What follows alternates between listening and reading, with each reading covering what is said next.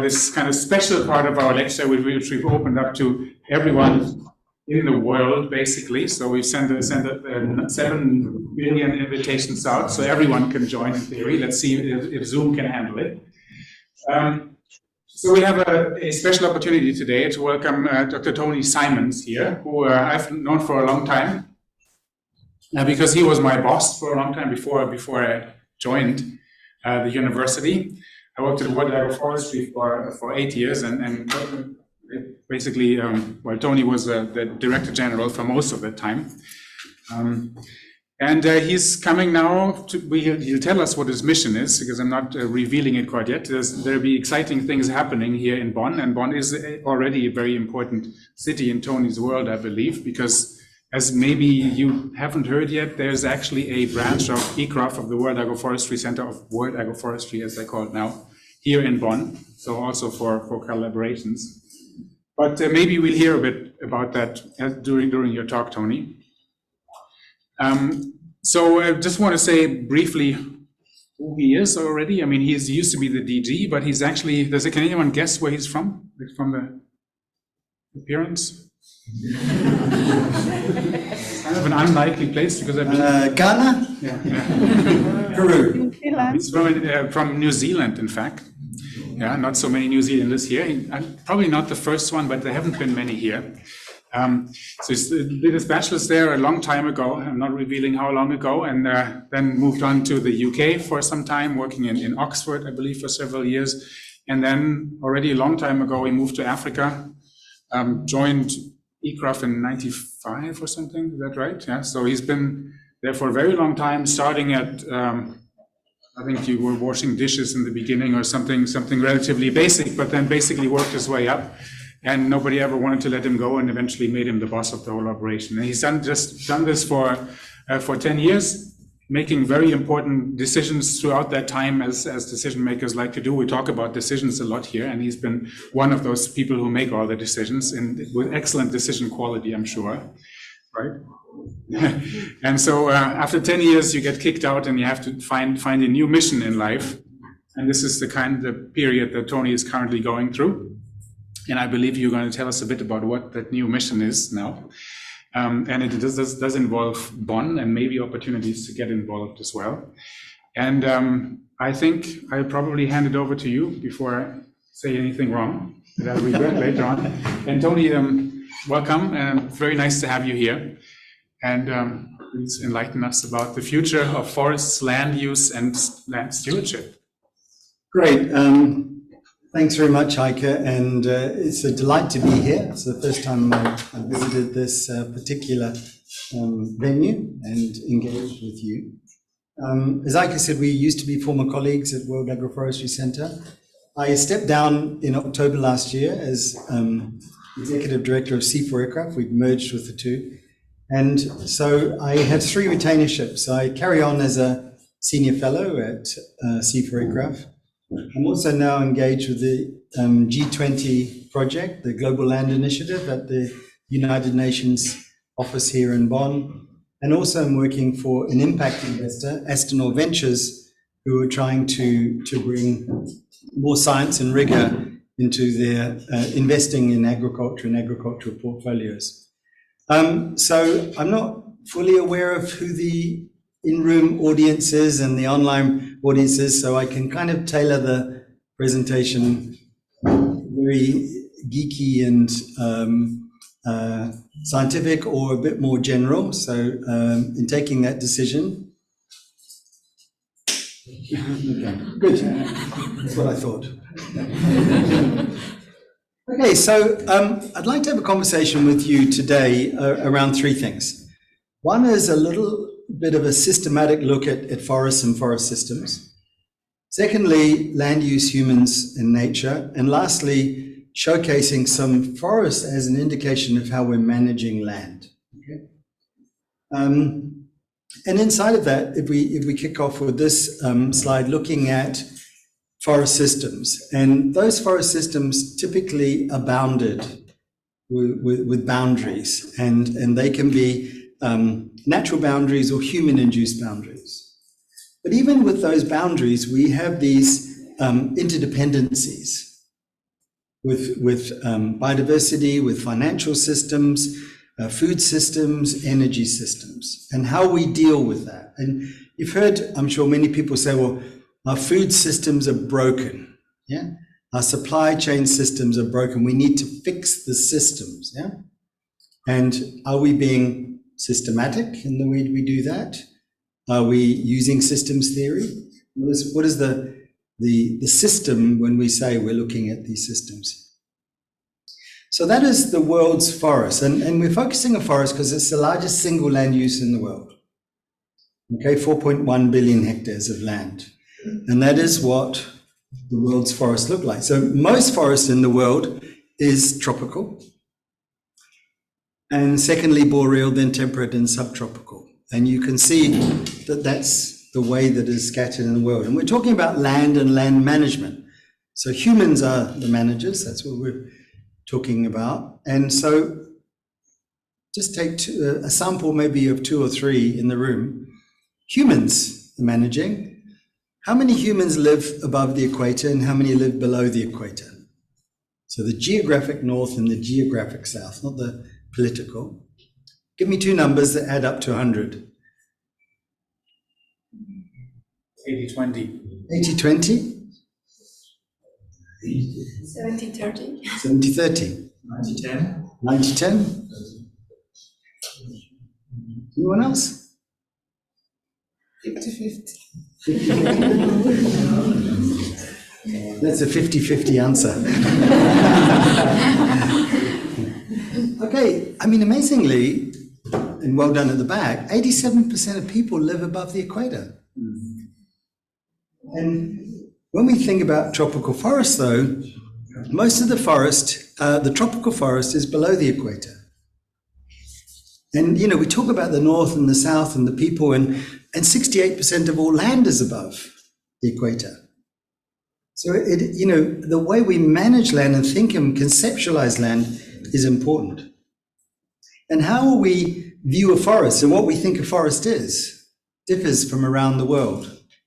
There's a prize of a return ticket to the Galapagos Islands if you can tell me where that forest is.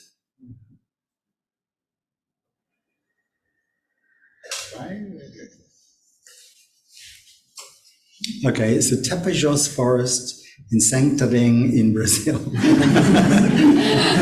It's the phenology park, actually, so if you've got that, well, anyway. So, but that's some people's view of a forest. A very, you know, you can get 350 different species of tree in 1 hectare, in a single hectare. But if you go to Bhutan, and I was fortunate in 2006 to be invited by the King of Bhutan to do the forest master plan for Bhutan. And I had this wonderful ability to go around and say, well, how do a country that has 70% forest cover, this is a very degraded part between the airport and the capital city, but how they connect and think about, well, we have all of this forest, what are we going to be doing with it? To West Africa, where the concept of a forest, albeit an acacia forest, a very low forest, is the forest on the banks there of the Niger River. And so it's a bit hard to generalize, particularly if we look at some then cultivated systems, or even jumping here to the Mediterranean, where we see trees growing in agricultural fields. And you know, is that a forest? I mean, it is by some definitions. Political definitions that we have to satisfy as well. So ICA for a long time has been championing decisions and decision making. So imagine we collectively, this room and those online, we discovered a new territory in the middle of the Pacific. Okay, it's got 120 million hectares, and it's our job to decide to take decisions on how much of that land is going to be for agriculture, how much for rangelands, forests, protected areas, energy, mining, extractive industries, urban areas. It's our job to decide to put numbers in there that add up to 100. Okay. So, which countries in the world have been the best at doing that? Can you give me 1 or 2 examples of the best country that has taken this type of land use planning, land management issue collectively? New Zealand. Well, we're normally best at most things, but that one, unfortunately, no. How many people will there be there? You know, how it's going to be managed? Well, there's not a single country in the world. So it's kind of like ad hoc. We kind of get what we do. It's a consequence of all of these things that at the end of the day we add up and see what's there.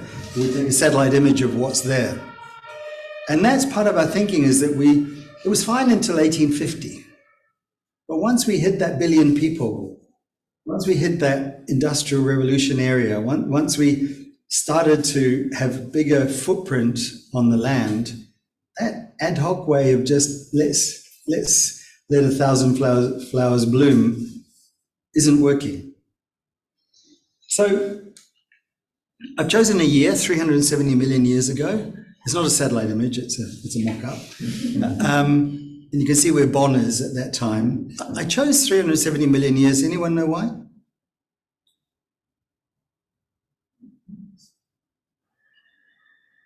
It's the year that trees first evolved.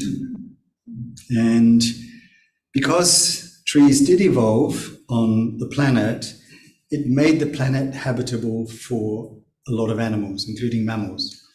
And so at that time, CO2 concentrations were 4,000 parts per million, 10 times what they are today. Average temperature was 10 degrees warmer than it is today. So it's trees that have made our planet habitable for mammals and humans, and their destruction will lead to our destruction as well. So the most we've ever had forest cover in the world is 65%. And so how low do we want to go?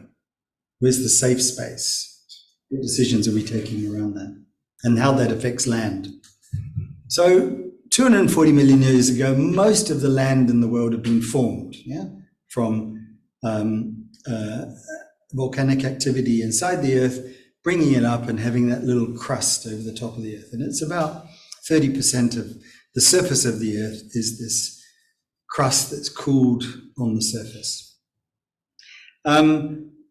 And you can see there that our forest cover has actually gone down to 10% during the last ice age, and we're currently on 30.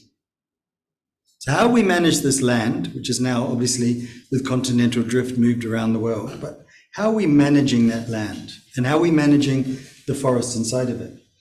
So we have this forest transition curves, and people are often interested in what is the drivers of deforestation and degradation. How do we slow these processes down? Rather than thinking, well, how can we reverse them?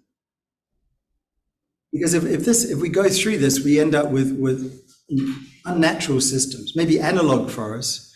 But given that 85% of all terrestrial diversity is associated with the forest, given that it's the most biomass that we have on our planet, a terrestrial biomass, the water cycling that comes from it, we have to pay more attention to forests. And we haven't been paying attention for actually quite a long time. And if you look in Europe back to 1000 BC, which is this one here, and in 1850, this year when things started to go wrong, you can see the enormous forest clearance in Europe. And we point fingers at Brazil and Indonesia and Congo and other places, but this has been happening, and most of that area that is suitable as arable, that used to be forest, has been cleared. And that's a problem, and Europe is seeking to address that. And there's a new law going to come in around protecting the forest that is there. And Germany's done well. Germany has done well. I think you're back up to 38% or something of that order. So you were low and you bounced back. UK is not very good. They're about 10, 11%. But the problem is that Sweden and Norway and Finland, they've got a lot, like 70%. And they're saying, so we have to keep 70%. We're not allowed to go down to 65, which is more than most other people in the world have. Why are we being penalized? So there's a little bit of pushback on that at the moment. And it comes back to this idea of, well, how do we see the land and the use, and not just forests here, but also agriculture. And all of our ministries and activities and value chains and sectors take this approach: segregate, things are different, stick them in silos. When in reality, some countries are here or locations are here, and we're moving to a more integrated approach. And look at the amount of boundaries and interactions there is here compared to here. And that is a large consequence. And if we take an example, say, of cocoa, 2/3 of cocoa is grown in West Africa. And in those cocoa landscapes, you have natural forest, lightly shaded monocultures, monoculture cocoa, and mixed cocoa systems. Now, in the last 30 years, Côte d'Ivoire, which produces most of the world's cocoa, the largest percentage, Côte d'Ivoire has lost 94% of its humid forest. Cocoa, rubber, and coffee. Gone. Never coming back. We can plant some things that look like analog forests, we'll get a little bit of it, but in the next 100 years, we're not going to see it coming back. We'll see it come back in the post-human era when we're all gone, because the Earth will bounce back once we're all gone. There's no problem. We are the problem. But this is what we see. So it's, as we plan, we say, well, okay, let's have a combination of those four systems. And that combination can be a patchwork in the countryside, but actually it's likely to be smaller units of land all linked up together. The problem with forest is that often those are not viable areas, minimum population sizes, and so you want as much as your forest stuck on the side. The problem is now we've cleared that forest. There's only 6% remaining. And so those cocoa zones have to provide that biodiversity and provisioning and water cycling and all of those other issues that we have. So to that concept of systems, and being systematic and using systems theory and thinking and approaches. So all systems have 8 components to them: inputs, outputs, controls, processes and feedback, interfaces, boundaries, and external environmental contexts. All of them. It doesn't matter whether it's a financial system, a computer system, a social system, a biological system. Those are the features of systems. How many publications have you read where people are challenging we have a broken food system that addressed all 8 of those? There's been 35 publications in the last 6 years on the broken food system that has a diagram, an infographic, that looks at systems, but largely they're boxes and arrows. They're not looking at it from a systems approach, but they're using systems, not to deliberately confuse people, just to elevate their claim. So we need forests to be more elevated, more central to a lot of these things as a predominant land use. So is the best way, and you're advising the minister now, is the best way to help manage forests and increase collaboration with other sectors to put forests at the center of everything? I'll take silence as no. Is it best to portray it that every interaction is unitary just with forest? Or is it that combination? Or is it all of those things within a land or a resource management system? Ooh, now it's starting to get a bit complex. Now we actually might need some decision theory and decision management as we seek to address this. But undeterred by that information and data and structure and systems, we had at COP26, it was actually historic. It's the first forest declaration that was made that came with commitments, not pledges and promises, but commitments.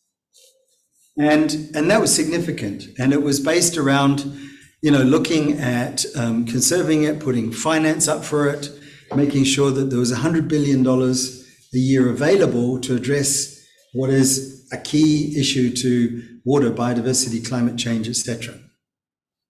Now, the problem is with conference of parties and UN systems, etc., and I advise the UN, so I have to be a little bit careful, but typically at COPs, two things are decided. What are the two key decisions taken in most COP meetings? Okay, the cynics will tell you it's the date and venue of the next meeting. Okay, because everything has got to be negotiated and it's bottom up and etc. So here we've struggled with these nationally determined contributions for climate change. Should we be thinking of corporate determined contributions, an individual? We need to add it up. It's not adding up when we just use the national lens, because that all has to be done by consensus. Okay, to our second topic on land use and looking at how we try and frame it. And this is one of the framings, if you like, of it, of thinking of protected habitats, natural habitats, urban city areas, and the degree, different management level of intensity and productivity from those. And we also have in the audience today, I'd like to introduce Henrietta Pleiger, who's a curator at Bundeskunsthalle, the Federal Museum here in Bonn. And next year we have an exhibit on land restoration. So running for 5 months, there will be an exhibit that brings together these cultural dimensions of land, some of the stats and what we're trying to achieve globally, but then linking that art and emotion with science and other things. I don't know if you want to say anything more, but what I would be really happy was if Ika and the other academics here saw that, if it connects to the work, to think about here's an opportunity to link science and art together. It doesn't normally happen. And it's a great opportunity to showcase it. So the UN's putting a lot of effort into it. The Federal Museum is here, and we'll be looking for a lot of content and imagery and explanations. And it won't, that kind of innovation and ideas won't come from people like me. It's going to come from students and younger generations. So get ready, but please engage. For the simplistic people like myself in the room, it's nice to think about land use as, okay, well, what are the big ticket items? And those are the 6 there, and you can read them faster than I can recite them to you. Of course, proportionally, it looks a bit more like that, okay? And then what's missing? Sorry? Space. Is plantation. Roads and people space. Urban areas, yeah. So it's about 2% of total land use is urban. So 60% of people live in 2% of the area. But their footprint, the energy footprint, and the food footprint, and the labor input, where it comes from, and the water, extends out in many ways across national and regional boundaries as well. And of course, that's not how cartographers look at it. It is this mosaic. Okay, so it's really easy if you're dealing with just the Pantanal and a wetland area, because it's homogeneous, it's easy. But if you're dealing with, an Indian urban, suburban, rural area, or in Gabon where it's just all forest, 97% forest cover. So Gabon is saying we can't get these subsidies for tree planting or adding extra carbon because we've already got 97% tree cover. Gabon does not need 97% tree cover. Even if it only had 80, it would still be it would be in the top 10 in the world. It would be 2.5 times the global average. It would be doing so well. But we say, oh no, you can't cut it down. No, we need that forest. We've cut our forest down. We really need yours.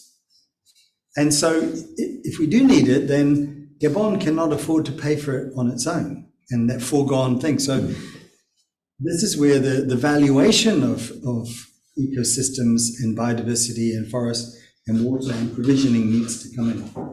So we mentioned which countries are the best at planning. Well, France has kind of the highest level of administrative oversight and bureaucracy around it. 35,000 municipalities, 101 departments.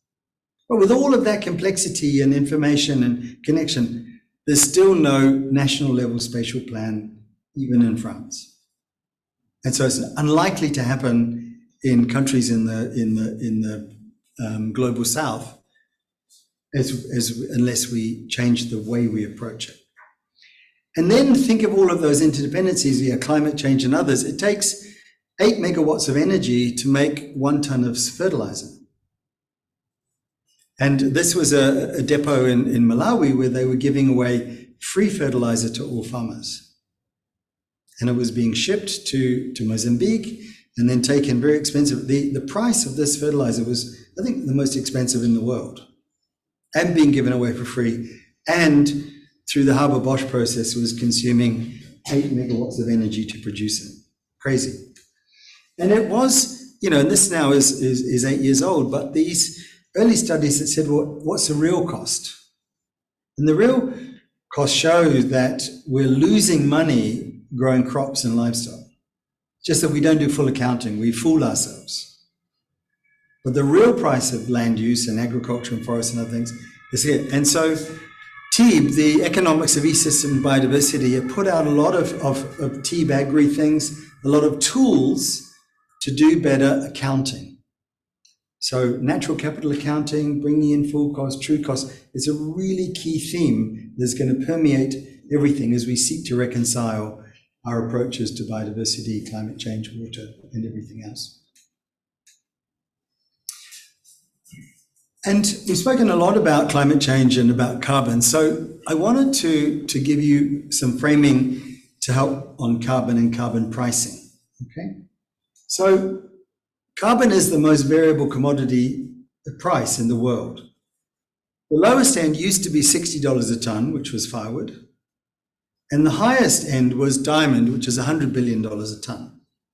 The same element, just a massive variation. And we were kind of unhappy with that. So we said, well, let's extend that range even more and go from $2 a ton up to $100 billion a ton. And therefore, forests are really, let's measure the carbon stocks and then compensate for avoided emissions. That sounds a really good idea. So, let's think about this value of this resource that's $150 trillion, but be thinking about paying $2 a ton for it. So why would somebody who can get somewhere between $100 or $3,500 per cubic meter settle for $2 per cubic meter for that timber, so that foregone income? And imagine we did the same thing for oil, okay? So we know there's 159 liters in a barrel of oil. We know the specific gravity. We know the carbon content. Therefore, we can work out how much CO2 equivalent there is in a single barrel of oil. Okay, so $2 a ton, it's worth about 84 cents. So what success, even very convincing speakers like Eike, Professor Ludeling, is he going to be able to convince the Saudi princes, Putin, Venezuelan government, hey, have we got a deal for you? If you dig the oil out of the ground and refine it and stick it in a barrel and lock it in a warehouse for 99 years, we'll give you 84 cents a barrel. Well, with MRV, it might be 40 cents a barrel, but sounds a good deal when it's worth currently $82 a barrel. It's not working, and it's not working for forests, and it's not working for land use. So the real price of carbon, that shadow price, is over $100. And if you're advising any government around the world, particularly in the global south, you need a minimum floor price. Don't let people hustle you around $2, $5, $10, $8, $12, $16, $18 a ton. It's nonsense. And so how then do we start trading off the value of kilograms of soil loss, kilocalories of food, timber income, the uniqueness of the DNA in something? How do we, and forests are this example of, well, what is, we value it, and certainly if it wasn't there, we would miss it and we would really struggle. And yet, land and forestry are the two most neglected things, if you like, in international processes. And we've got one of the 169 targets on forests and one of the 169 targets on land. And that's something that needs to change. And so here you're very lucky in Bonn to have a very creative new executive director at the UNCCD. He said, okay, UNCCD is important, desertification is important, but it's about land and land degradation. And he convinced the G20, okay, the G20, which is like 70% of the world's population, 85% of the GDP, convinced them to set up this new initiative, okay, on land restoration, stopping degradation. And this is looking at land stewardship, so land and people and land and nature together in this framing around how are we better stewards of land, even if we don't have a master plan for our 35,000 municipalities and 101 departments. We really need to be more conscious and deliberate in stewardship.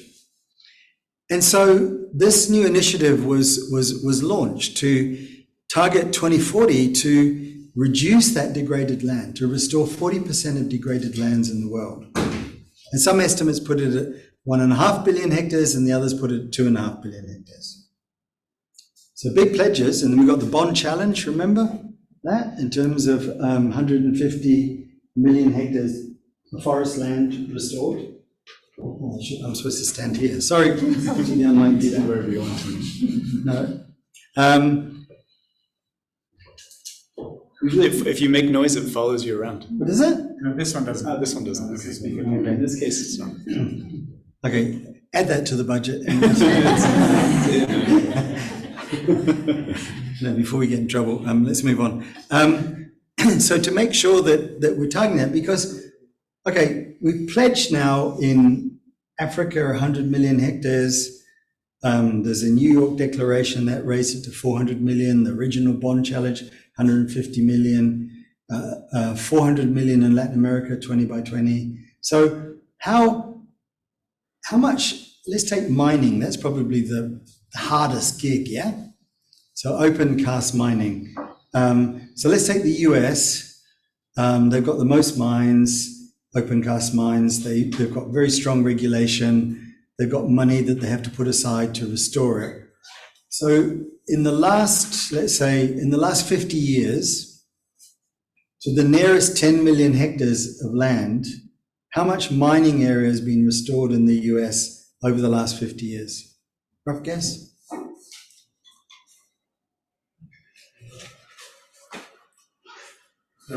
Sorry? 0. No, it's about 1 million hectares. And the average price is between $20,000 a hectare and $50,000 a hectare. And we say, oh yeah, we'll restore 100 million hectares. Very easy thing to pledge and promise. No, there's no accountability on the delivery of it. And this is what this new initiative is seeking to do, is to raise, even if it's not legally binding, it's morally binding. It's this club of 20 that are insisting and watching over each other's shoulders. So that 50% reduction in the land, targeting it, bringing, rather than having to get consensus of 196 countries, just 20 together. And it's held. And it's really, really interesting in watching that process. But it comes back as well to the financing and thinking, some people think, okay, it's only going to cost, some estimates are as low as $7 a hectare. But it's going to cost us money, but it's going to save us money. Now, land degradation and land restoration, two sides of the same coin. Interestingly, coins actually have three sides, but it's seldom when you toss a coin that it lands on the third side and balances itself upright. So let's just deal with two sides. So two sides of this coin is, do we frame it as a problem or do we frame it as a solution? So just, you can go to Google and see how many URLs mention land degradation, 6.2 million. How many mention land restoration? 10%. If we look at the drivers of land degradation, 300,000. Drivers of land restoration, 4 URLs. So if you want to publish in an area, mention that and your ChatGPT will really look after you. So we've got to frame it on the positive side, and the positive side as well as from the social.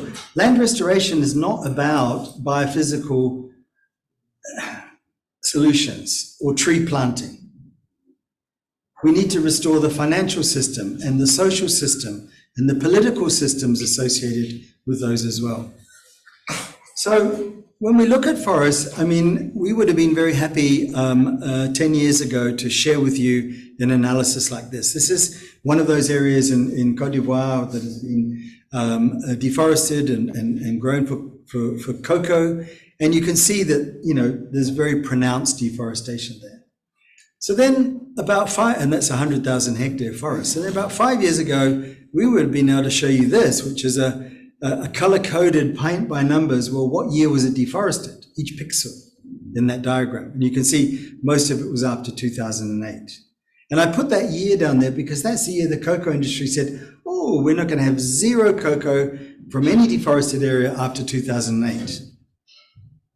And they set that in about 2015 because they didn't do any analyses. They didn't have that evidence to back up policy changes buying. It was a pledge. And who was going to hold them to it? And the problem is when you go to a lot of these global websites, and they're really good, some of, you know, Global Forest Watch, WRI, FAO, Starling, all of these other initiatives that are looking at deforestation, they don't look at the dynamics of forest and deforestation. Because, you know, they only look at a single disturbance or a single regrowth event. And so we've been developing, and I'm looking at time, so I'm going to rush through. We've been developing some algorithms and approaches. You can go online and look at this avocado method, anomalies in vegetation, to be able to take an area like this in Peru, where you can see over this time period, 15 years, there has been substantial deforestation, new oil palm mill coming in there, plantation coming in there. And to give you, yes, the paint by numbers photograph on the right, but how it's gone from a forest to not being a forest back to a forest. And so those forest dynamics, it's happening to give a real essence of the collective in the countryside.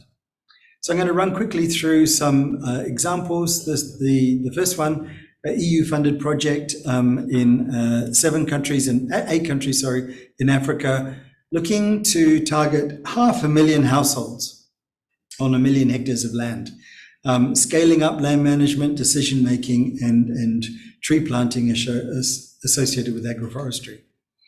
Another similar one, taking it to scale, 600,000 farmers in Andhra Pradesh, looking at these natural farming methods, building the evidence base to support those restoration efforts. Because you can do anything in one field, in one village.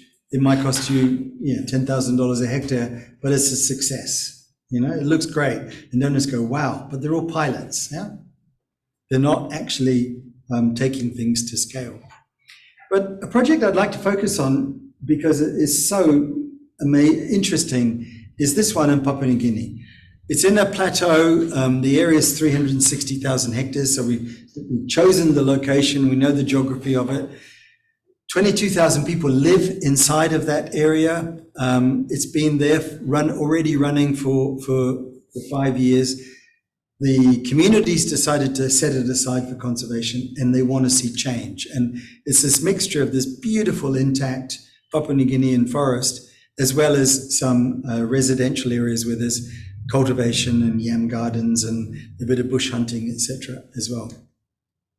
The social systems and structures are really complex there. Papua New Guinea has the most languages of any location in the world, 890 different languages, not dialects, different languages. And it's amazing. So taking the land and the people and the forest together in an integrated way is really important. So our framing is around land use and land users, and how we, looking at the core forest areas and the cultivated areas and the trajectory and planning for 360,000 hectares, what we think is a better way forward. So we start out with some baselines on fractional vegetation cover. About 2/3 of it is in this core forest area. So this core forest in the dark green there. And what we're combining that with is enterprise and what happens. And so we can work with individual farmers, we can work with communities, they can sell through open market commodities, food and non-food commodities, but they can also provide environmental and social services.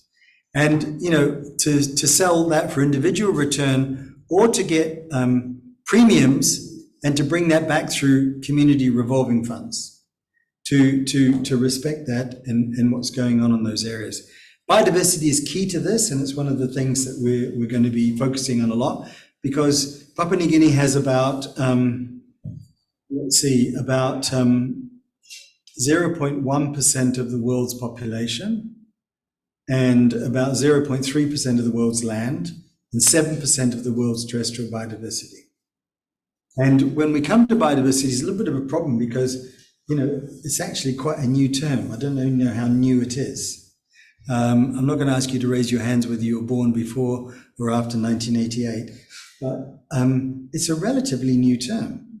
And it's actually quite a confusing term because it involves ecosystems and species and genes and so how are your decision systems combining or disaggregating those three elements? And to think about those concepts of the ecosystem, the species, and the interspecific variation. So we have 60 PhD and master's students working in that area in this new project that's just about to start next month. Some of that work is funded, some of it we're looking for partnerships. We're hoping to work with the University of Bonn in engaging in this. Many of the areas, this is quite a degraded area, quite low, maybe 20% core forest areas.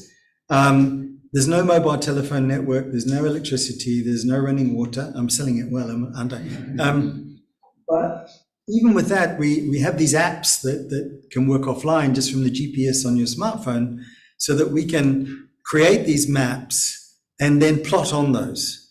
So, and here at 3 meter accuracy, well, what it enables us to do is, and employing youths in the village, is for them to walk tracks around their cultivated areas and into the forest to give that assurance, and everything is date stamped, time stamped, and georeferenced, of hygienic drying of coffee or vanilla, or a new species of butterfly, or child labor free pollination, and for the communities to be in charge of that information and evidence and building that up.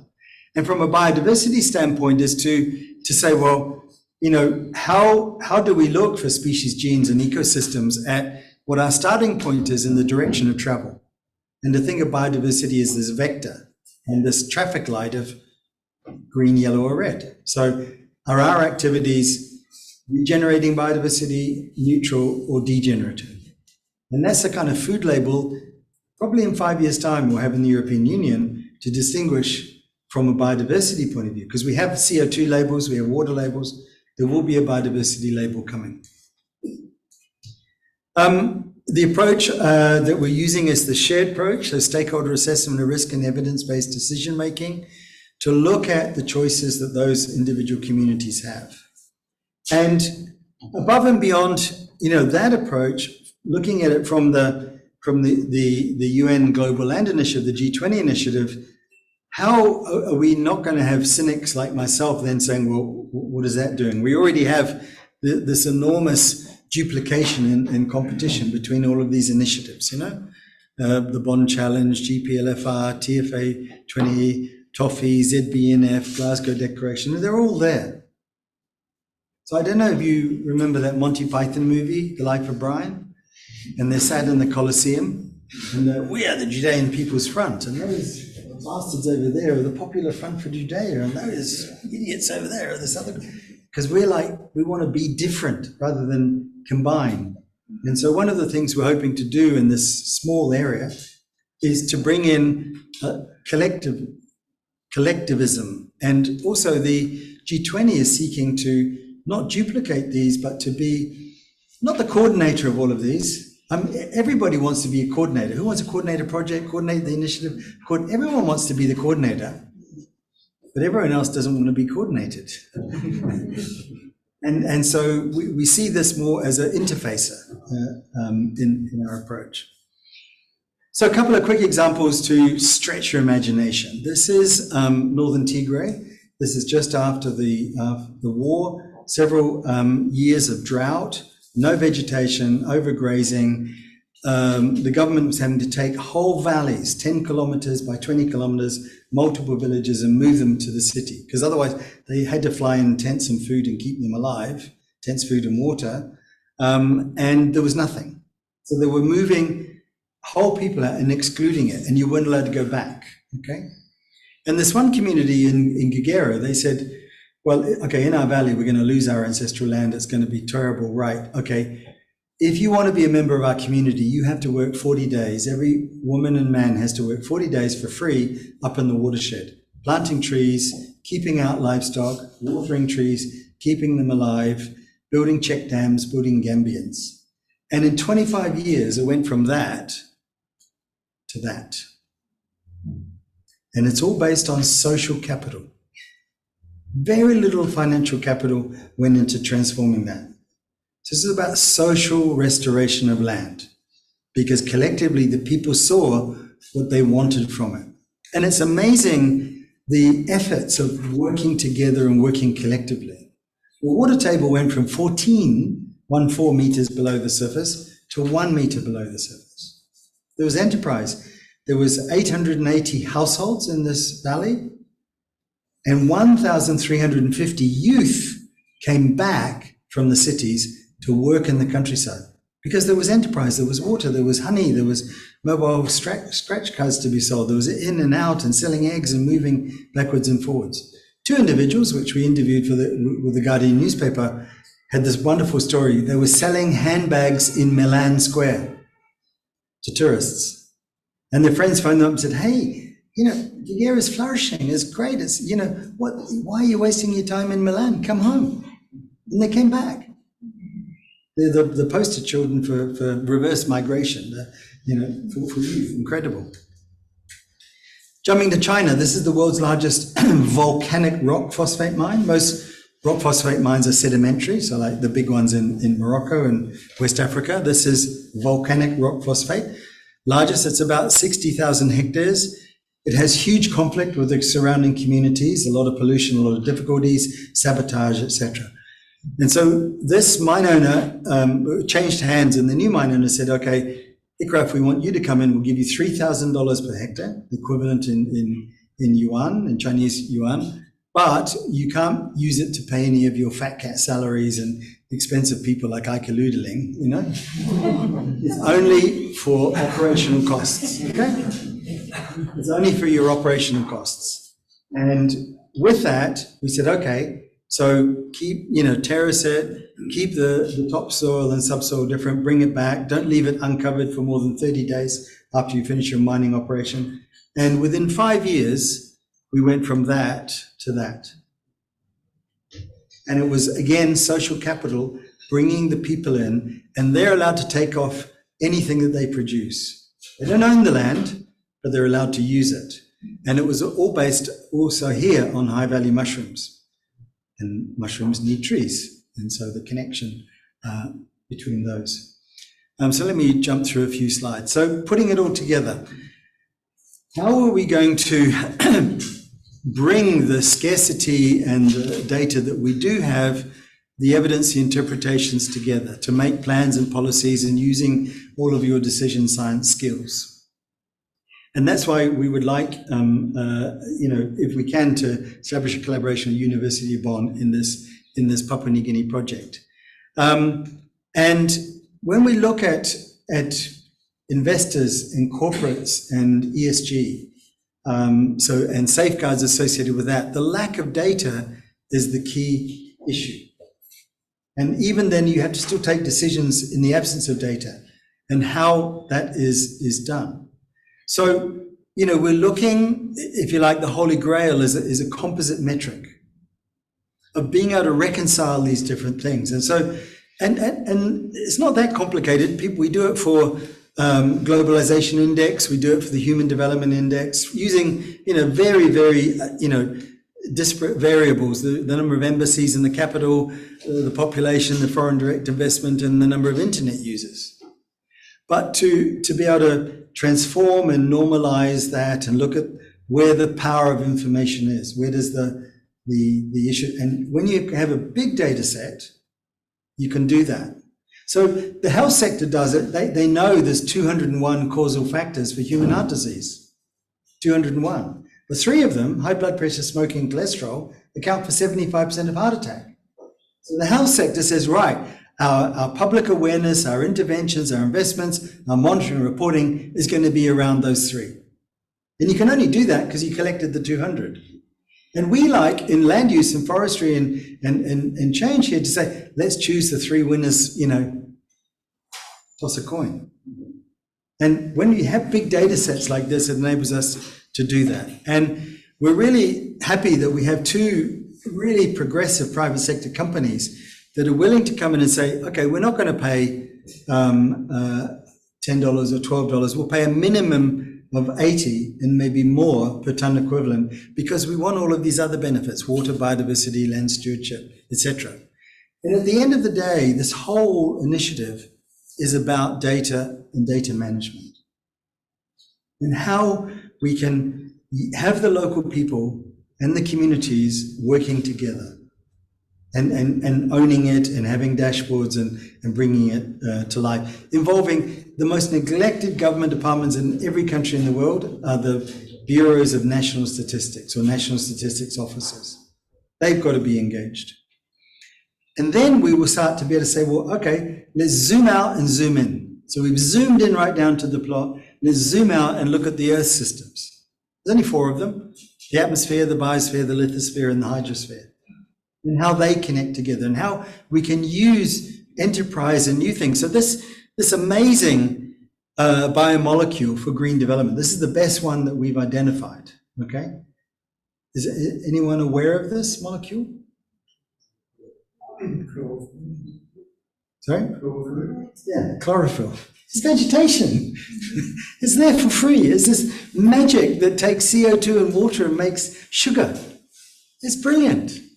You're only going to restore land with vegetation and people.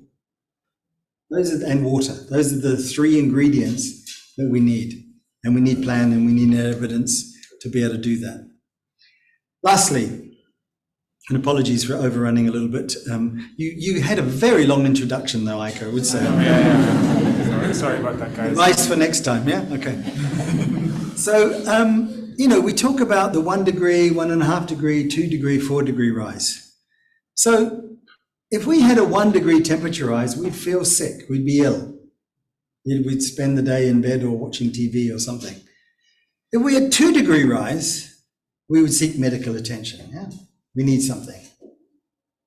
If we had a 4 degree rise, we're going to be dead. But with our planet, we're happy to say, yeah, well, 1 degree, maybe 1.5 degree, 2 degree. If we get to a 4 degree world, we're going to end up with careful here, a 4-letter outcome. And that's as scary as it is. So, and I'll leave you with that thought. Thank you very much for listening.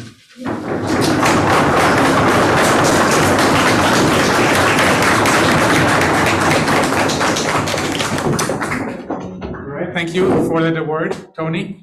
Looking forward to the planet of love we'll be on soon. Lots of 4-letter words. A lot of food for thought and maybe some food for comments too, or questions. I'll start us off if I can. Tony, you thanks for the great talk. I think our big take home is that Tony's here, Ecruff is here. We're going to make art now. What else are we going to do? What do you think we can do with you? How can we, a big group of nerds, how can we take part in the work that you're doing? I think, being aware, so following it. I don't do much social media, but I do LinkedIn. So please connect on LinkedIn, interact, share with others, get engaged in the space. What's your top 5 papers, policies on each of these issues? Share them with each other, connect. There's opportunities for PhD, scholarships, engagement. Selfishly, people that manage projects also like to have free academic supervisor time. So for an airfare and a little bit of subsistence, you get this free time, free, but you pay for the undergraduate. So And PhDs are the most effective way of getting data and championing things and, unpaid staff time.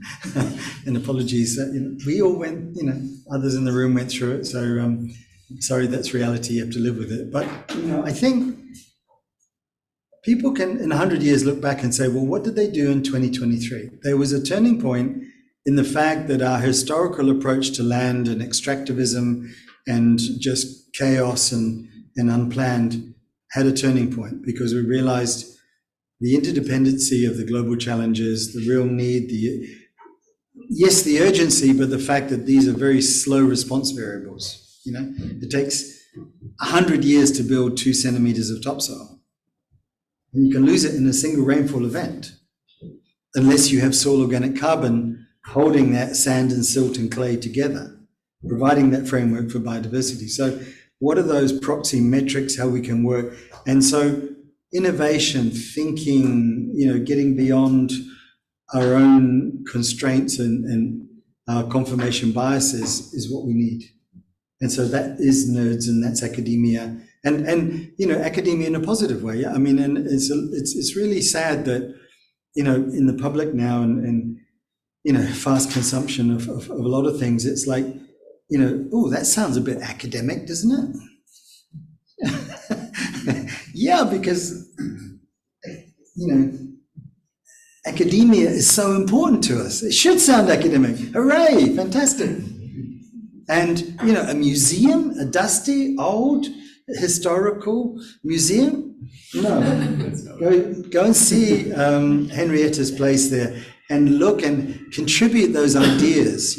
Art is this imaginative expression and interpretation of culture and thinking and progress, combined with science, knowledge and systematic learning and evidence and theory. And that's the real, and that's a very long answer to a short question. So yes, ICRAF is here. Maybe I can just add that the challenge of land restoration. I mean, climate change is a topic that is really on our minds already, but land restoration isn't. And just to participate in this endeavor to communicate science, to communicate political reporting and so on, to find different ways, different narratives for outreach of these important topics is a big, big thing for me. So I would be happy to join forces. And Henrietta is very modest, and she's a curator at the museum, but has been engaged in a number of things. And A, is a quick learner, and B, then becomes the teacher back to you, ventriloquizing your thoughts and ideas. So engage would be my advice. Engage as much as you can. It's also, I think, a challenge for us as researchers. I mean, you heard about some really complex issues here. What are the things we can do that make a meaningful contribution? I mean, we talked about that today in our decision analysis course. What is the relevant thing we can do? What is the research? Who do we need to work with in terms of getting the research out there and making it have impact? I mean, ICRAF is very advanced in this and has also gone through an evolution, I would say, from relatively straight research, and we do some research here and hope that it has an impact at some point towards this shared approach that Tony talked about, which really engages the people who need to be there. And that sometimes doesn't look like the kind of science that we learned about maybe in our studies, but maybe that's us having to adjust our picture of what science really is. I think you were the next question. Thank you very much for the presentation. As to the topic we've discussed today, just came on my mind about the Great Green Wall that is being constructed in Sub-Sahara, and just taking the experience that took place in Egypt. I'm just now wondering how the UN or the implementers came to start the initiative of implementing the project without inclusive of the local or the small householders, household farmers, to say, who will be able to take part in actual planting of this forest, do you think it will actually come to implementation? And do you think that the projects that are being channeled to probably Africa, how to implement them should change by going to the grassroots and picking the local farmers? Yeah, there's a wonderful cartoon that describes what you're talking about, and I wish I'd included it now. And it's an NGO interviewing a small-scale farmer. And the NGO is asking the small-scale farmer, did you plant all of these trees on your land? And the farmer says, yes. And the second cartoon is, and were you paid to plant them? And the farmer says, yes. And the NGO then says, and so if you were paid to dig them up, would you do that? Yes. And so what is the motivation?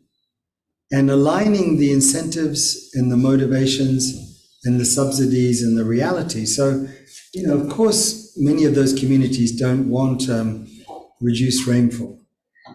So we know that 75% of the rainfall in some parts in Burkina Faso come from vegetation in East Africa. So people cut down vegetation in East Africa and there's less water transpired, then there's less rainfall. It doesn't come from the bite of Africa. 75% comes from vegetation. And if we change the convection currents with biogeoengineering, we could make it go to China.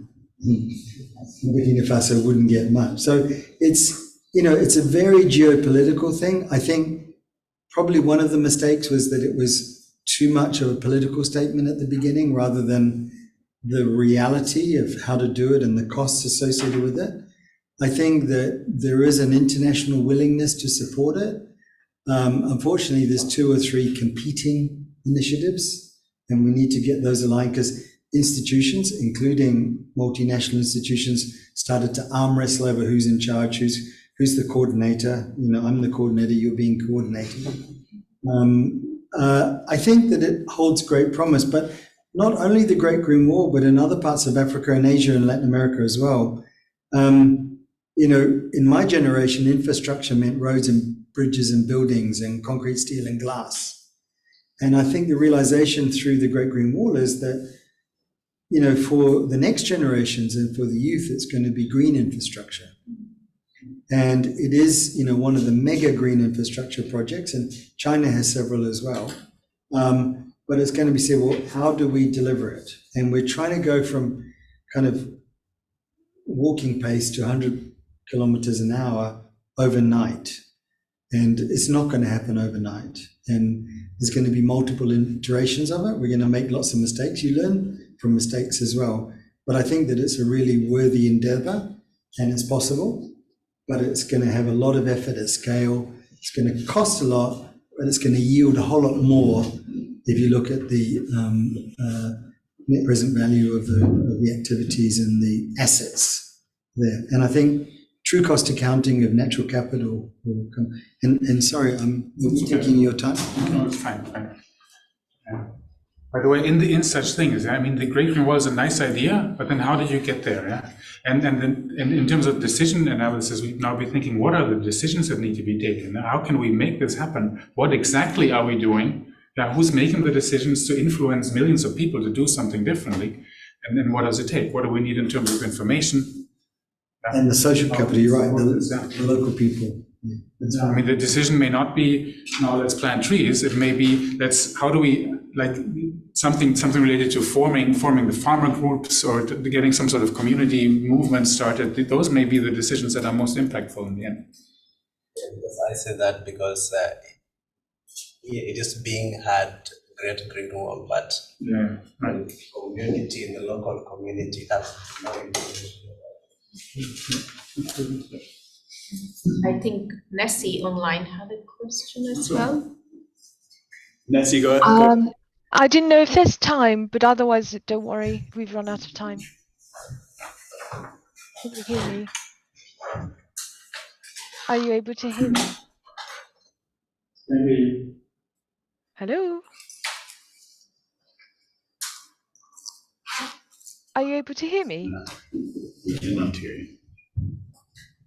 Yes? No? But I think maybe we're not using the microphone, speaker here. No, I don't know if you can hear me. I don't think you We can hear you. Oh, you can hear me. Oh, great. It's something to do with your microphone setting, I imagine. Oh, okay. So Can we test somebody else to see if You can they... put it in the. No, it's Pradna can hear with the thing, so we're not plugged into the. Oh, really? Yeah, we're not using. Nessie, you can say your question. I can repeat it. that's great. That's great. So just quickly, assuming that the majority of extractivism has been the result of the minority world or global north. I understand now lots of research has to have a participatory angle to it. It's really important. But how important is it for academics now to be active in the activism space and lobbying politicians to make all these pledges law binding? Should we as academics really start to become activists as well?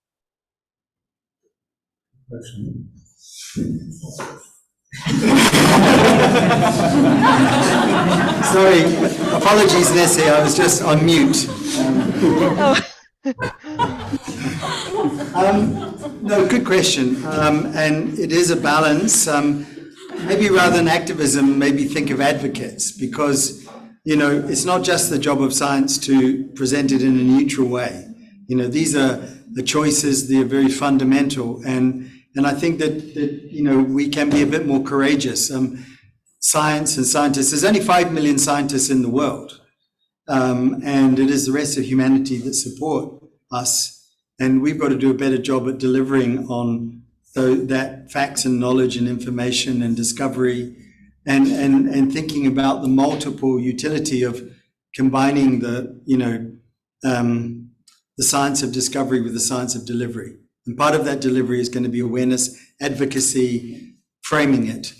We have to be very careful with our various biases that we have and to declare those. But I think the days of just being neutral and presenting things in that way is going to be gone. I know that some scientists have taken a much more activist approach and been censured for it, but it's a lively debate, and I would verge more towards the, you know, advocacy side, but at least, you know, between advocacy and activism rather than the neutral or passive portrayal.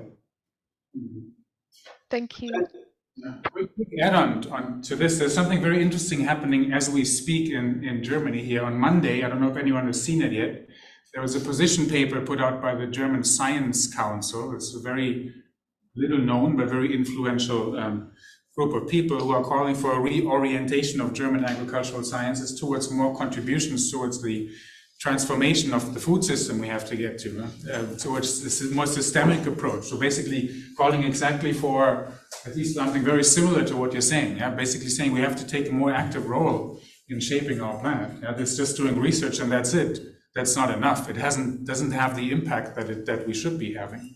Inputs are needed, and we have to find ways of delivering these inputs.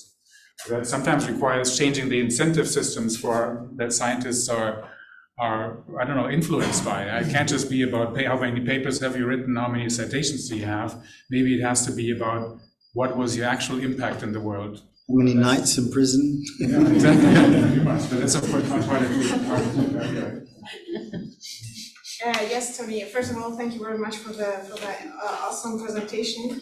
I have a question. You talked a little bit about the topic about carbon and how much it basically costs us as humans.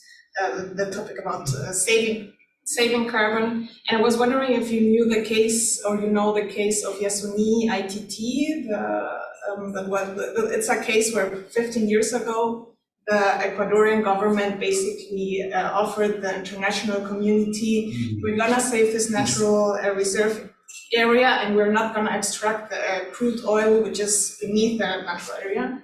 And I wanted just to know, like, what is your take on that? Was it maybe not the best approach? Was it too early?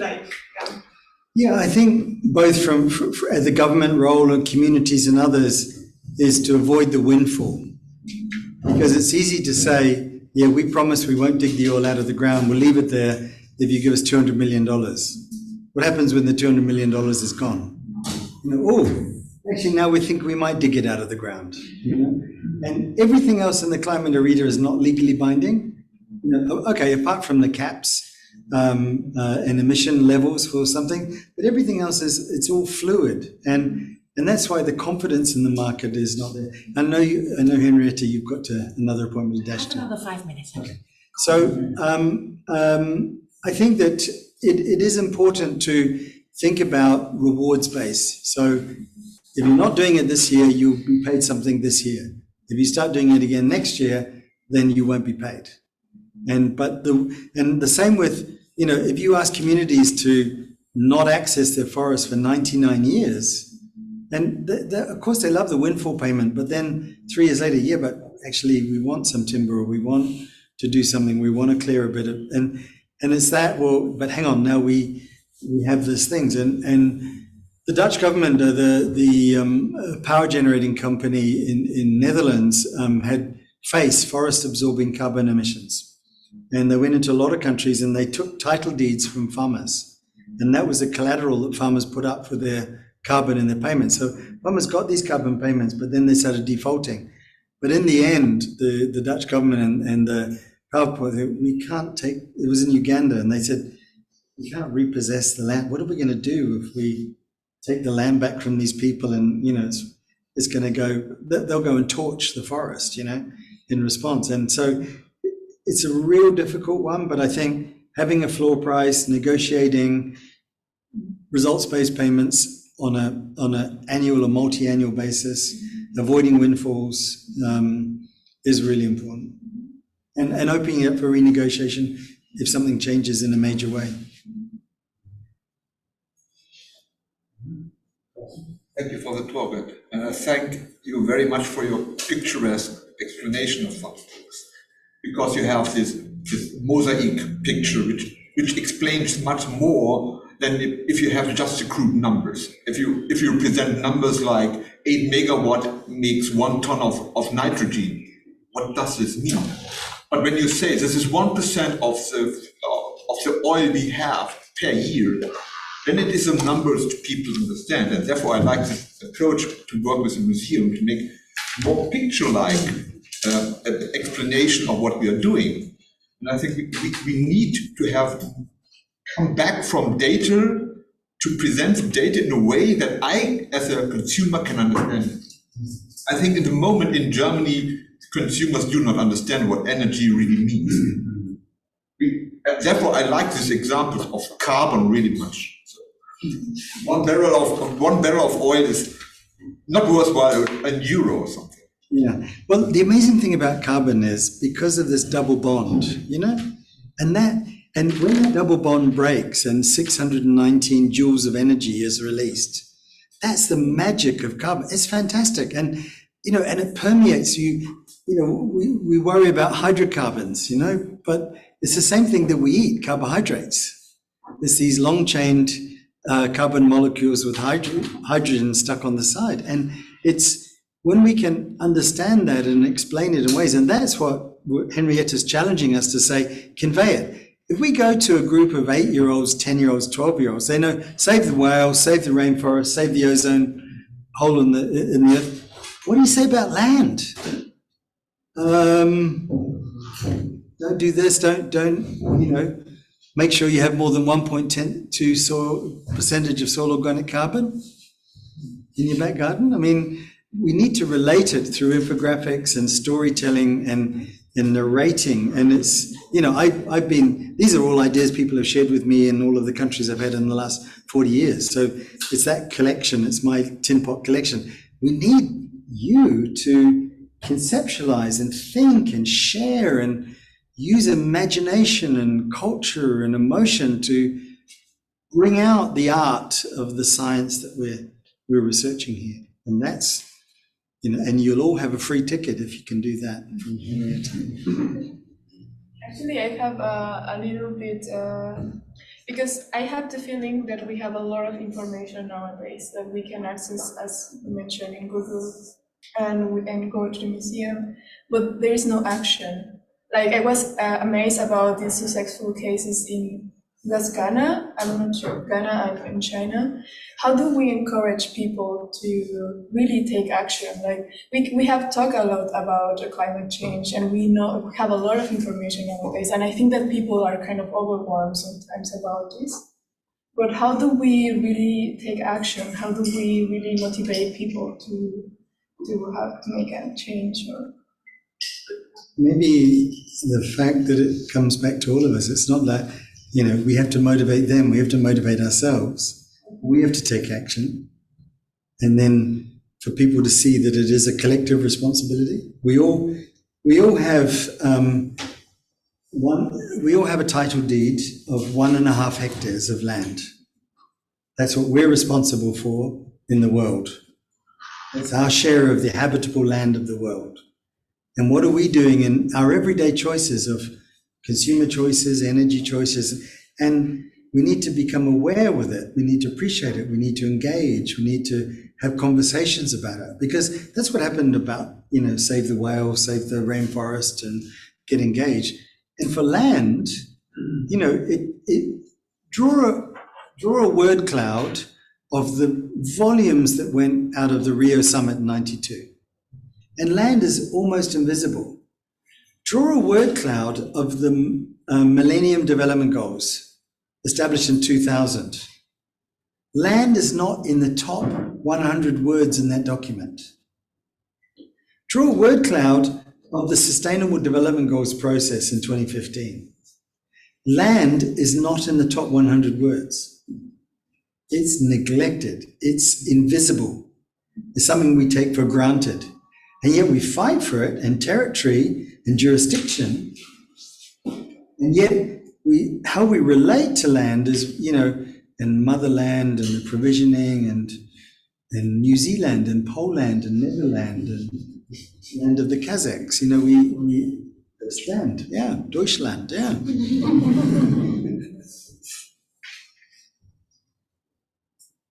So I think it starts with ourselves, and we have to demonstrate the action as much as we can, I think, collectively.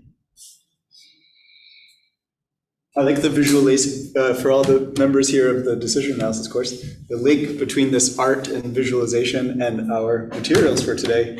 Visualization is perfect, good inspiration. So if you didn't look at them yet, go back and look at the materials.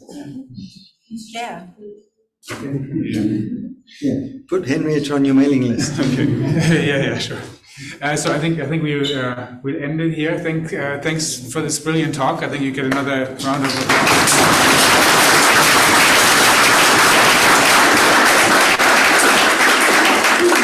I hope everyone took something away from this. I mean, this is ultimately, to me, this is sort of a picture into the world that we can be a part of as agricultural scientists. So let's think about how we can engage in this and get involved. I'll be talking to Tony about our particular window into it, maybe. But there are obviously the opportunities for everyone else. Thanks for showing up, and have a great weekend, everyone.